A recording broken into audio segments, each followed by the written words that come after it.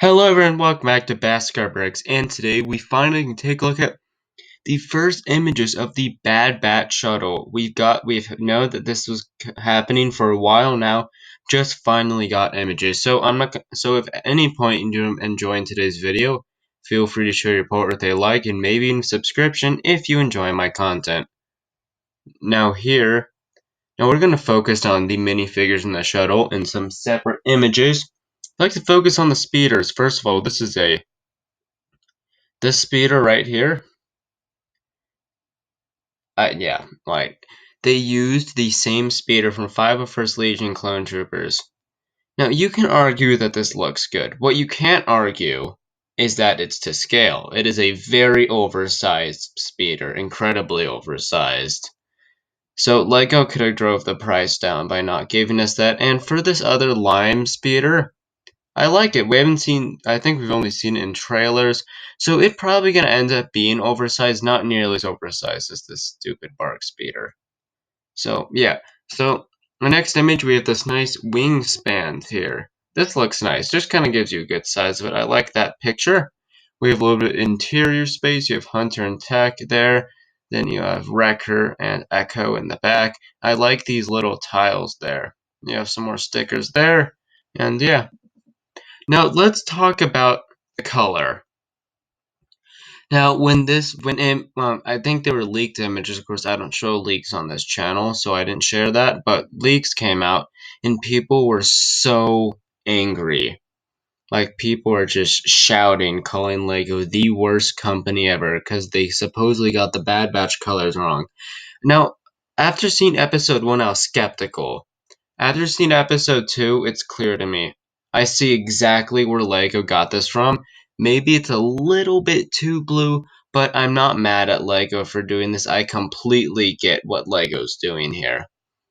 One major critique that I have is that you see that the viewport could have been a bit bigger. I must say, luckily LEGO shows the camera unfriendly angle there very well, which is good that they do. It looks like it's gonna come with some spring-loaded shooters. Ooh, the minifigures. Let's talk about this. Let's start right over here with Hunter.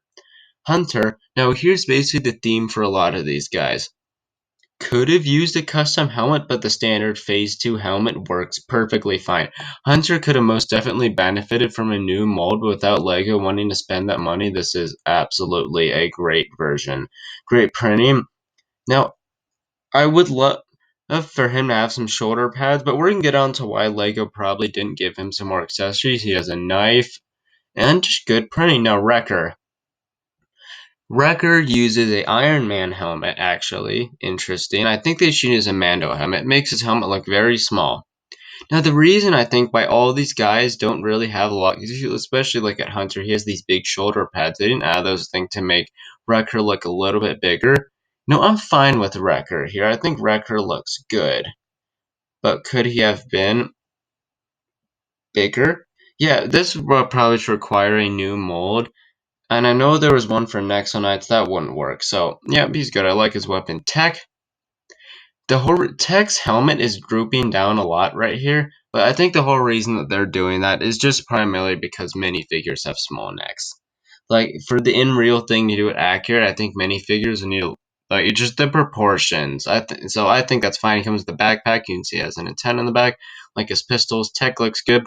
First Echo minifigure. Now I'm so happy that LEGO just gave him a normal arm without those obnoxious. I think from like I know it was in Monster Fighters. I don't think it was introduced there, but those big bulky arms, which I'm so glad that they didn't use. I think also in some collectible minifigure series. So I'm so glad we're gonna see his arm in better detail. Crosshair looks a bit plain to me. That might be accurate. A little bit more depth would have been nice, but he's fine. And you have the Gonk droid. Of course, it's a Gonk droid. I can't complain. But I will critique is that I would love to see some tiles on the top there. Again, now we get to see just a little bit more action. We see Hunter actually comes with 2 knives. We get to see some Hunter's face printing there and some tech right there. Apologize for that shaking. You've got to give LEGO props. I do forget that the condition what this child has is, But I gotta give Lego props for the pictures include a child with that. I think that's just a good thing to do. And just wanted to shout out Lego for doing that. You can see some more of the pictures. Back of the box, here you can see Echo without his helmet, Tech without his helmet, Wrecker, and of course Hunter. Now, we never get to see Crosshair without his helmet. Interesting. I wonder why, but here's this. Now, $100 for the Bad Batch Attack Shuttle. 969 pieces, don't think into that too much, but for $100, no. That's not a good deal. For the amount of stuff, of course, I don't have it, so I may be completely wrong, but the amount of stuff that I'm seeing here does not add up to $100. This should be an $80. Like, I think 90 would be good, but not great. 100 is pushing it. People are, of course, still gonna buy it, so what can we do? But one thing I did forget to I'm just gonna go back to a good image of the shuttle. Look at all they use purely 1x1 cheese slopes. I wonder what the motivation was for there. That's like it's gonna be a nightmare. But I like this set like on its own here. I think I like the fact that they included hair is great. This is a good set regarding the price. Like disregarding the price and that bark speeder. Like no, the bark speeder is the worst part. Also worth mentioning, Lego likely did not know about Omega by the time that they started making this set. So there's a good reason why there's no seat for Omega. It can hold all of the figures that it needs to. Versus Crosshair as the enemy. I would love to get to see just a normal Bad Batch version of Crosshair, but I cannot complain with finally getting Echo in Lego. I don't care which. Oh, one thing I completely forgot to do. Let's take a look at.